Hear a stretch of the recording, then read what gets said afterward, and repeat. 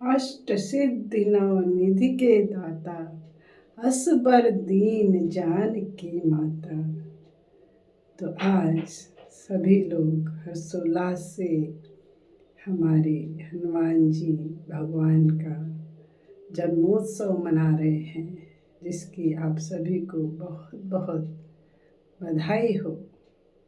तो जो हमारे हनुमान जी महाराज हैं, भगवान हैं, ये अष्ट सिद्धि और नौ निधि के दाता हैं, क्योंकि जानकी माता सीता माता ने इनको ऐसा वरदान दिया था कि जो भी तुम्हारी भक्ति करेंगे वो अष्ट सिद्धि और नौ निधियाँ प्राप्त करेंगे। तो जो अष्ट सिद्धियाँ हैं, सबसे पहली सिद्धि अणिमा कहलाती है।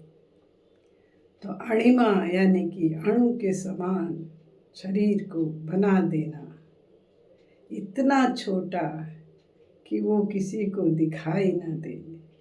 तो जिस समय हनुमान जी सीता जी की खोज में जा रहे थे, तो सुरसा नामक जो राक्षसी है वो उनको मिली, तो वो उनका भक्षण करना चाहती थी।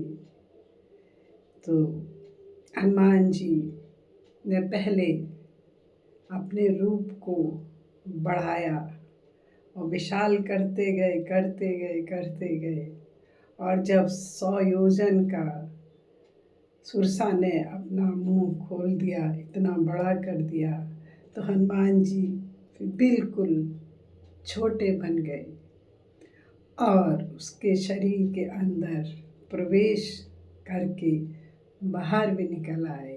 तो कहने लगे, माता मैंने आपकी आज्ञा का पालन कर लिया है। तो इस तरह से अणिमा सिद्धि उनको प्राप्त थी और दूसरी महिमा, जिससे वो कि अपना शरीर विशाल कर सकते थे। और इसी तरह से जो तीसरी सिद्धि है वो गरिमा कहलाती है। गरिमा यानी कि इतना भारी शरीर को कर देना कि उसे कोई भी न उठा पाए। तो भीम को एक बार बहुत ही ज़्यादा घमंड हो गया, अभिमान हो गया कि मैं बहुत बलशाली हूँ। तो हनुमान जी एक बूढ़े बंदर का वेश धारण करके रास्ते में बैठ गए और भीम जब वहाँ से निकला तो उनको हटने को कहा, वो नहीं हटे।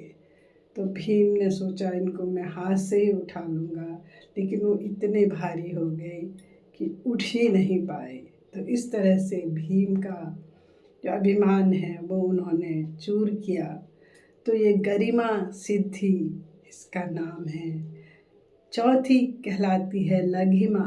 लघिमा मतलब अपना शरीर को इतना हल्का कर देना। तो जिस समय हनुमान जी अशोक वाटिका में सीता जी की खोज में गए थे, तो वो एक पत्ते के ऊपर इतने छोटे होकर के बैठे थे कि वो बहुत हल्का उन्होंने अपने शरीर को बना लिया था। तो ये लघिमा कहलाती है। और पांचवी जो सिद्धि है वो प्राप्ति कहलाती है। प्राप्ति यानी कि कहीं भी पहुँच। तो कहीं भी पहुँच कहलाती है प्राप्ति। इसके बाद की जो सिद्धि है वो प्राकाम्य कहलाती है। प्राकाम्य यानी कि इच्छा शक्ति। तो हनुमान जी बहुत बड़ी इच्छा शक्ति वाले थे। और इसके बाद अगली सिद्धि का नाम है ईशित्व। ईशित्व यानी कि नेतृत्व करने की क्षमता जिसमें आ जाती है, तो वो ईशित्व कहलाता है। और आठवीं जो सिद्धि है उसे कहते हैं वशित्व, यानी कि अपने वश में कर लेना।